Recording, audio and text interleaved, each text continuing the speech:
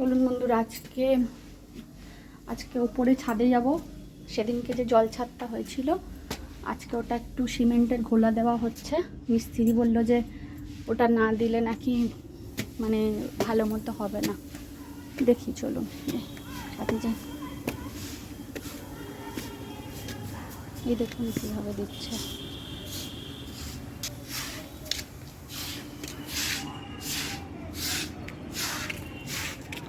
ও এইরকমভাবে ঘোলা দেয়।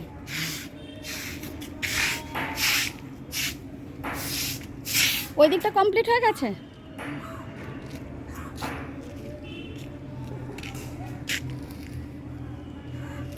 আপনার বাবার শরীর খারাপ, হসপিটালে ভর্তি? হ্যাঁ বাবা, দাদা বলছিল। হ্যাঁ বাবা শরীর খারাপ, বাবার চান্সেস খুব কম আছে। একটু খারাপ আছে কাল থেকে। আবার আপনারও দুবার স্ট্রোক হয়ে গেছে? আমার দুবার হয়ে গেছে, আমার আগের বছর নভেম্বর থেকে। কেন, প্রেশার হাই থাকে? হ্যাঁ আমার তো নিচেরটা হাই আছে, 95 আছে। ওরে বাবা, তাই ইনি এত রোদ্দুরে কাজ করেন, ওই জন্যই আরো বেশি। কিছু করার নেই, বাবাও তো ভ্যান চালায়, আমরা গরিব মানুষ কি করে খাবো, এই তো আমাদের রোজগার। সেটাই, কি করবেন, কাজে তো করতে হবে। আমার ভাই বোন কাজ করতে এমনি কারণ আছে। হ্যাঁ, আমার একটা ছেলে একটা মেয়ে, এই 7-এ পড়ে। সেই তো, মেয়ের এই পরীক্ষা কি করে চলবে? কিন্তু পরীক্ষা হয়ে গেছে, আপনি অসুস্থ হলেন, সংসার চলবে কি করে? মেয়ের 3টা পরীক্ষা হয়ে গেছে, সেকেন্ডটা পরীক্ষা হয়ে গেছে।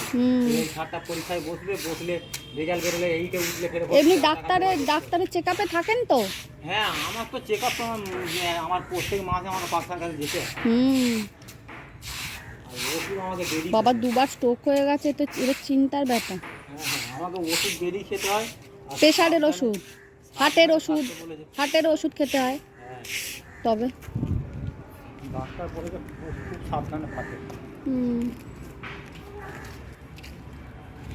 একবার শুকিয়ে গেলে তো। হ্যাঁ, আজকে রোদ্দুরটা ভালো আছে, আরো ভালো লাগে।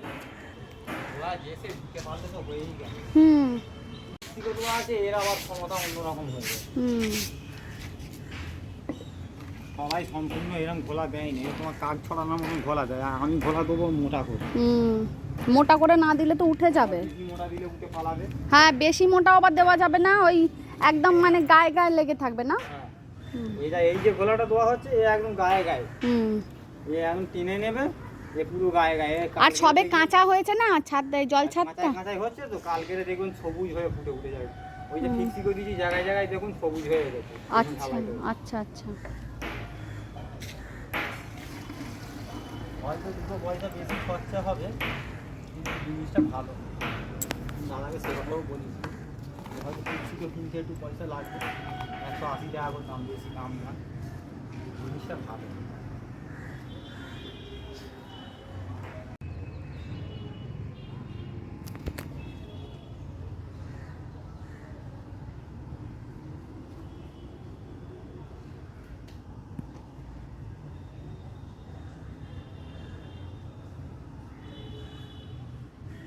হসপিটালের যা কেস হচ্ছে এখন, ডাক্তার খুব কম আসছে। হ্যাঁ, স্ট্রাইক চলছে, খুব কম আসছে। তাই তো। তবে ডাক্তাররা যদি এই স্ট্রাইকটা তুলে নেয় তখন আবার মুশকিল, তাহলে আর প্রতিবাদটা হবে না। যেভাবে একটা মেয়েকে এইভাবে নৃশংসভাবে মারলো, তার প্রতিবাদ তো হওয়া দরকার, না তো এইভাবে চলতেই থাকবে একটার পর একটা। যাই হোক, করুন। বাহ, উপরে এত রোদ্দুর, নিচে নেমে এলাম, প্রচণ্ড রোদ। তাই ভাবছি ওই দাদা কীভাবে কাজ করছে এই রোদ্দুরে। মানুষ কত কষ্ট করে টাকার জন্য, সংসারের জন্য।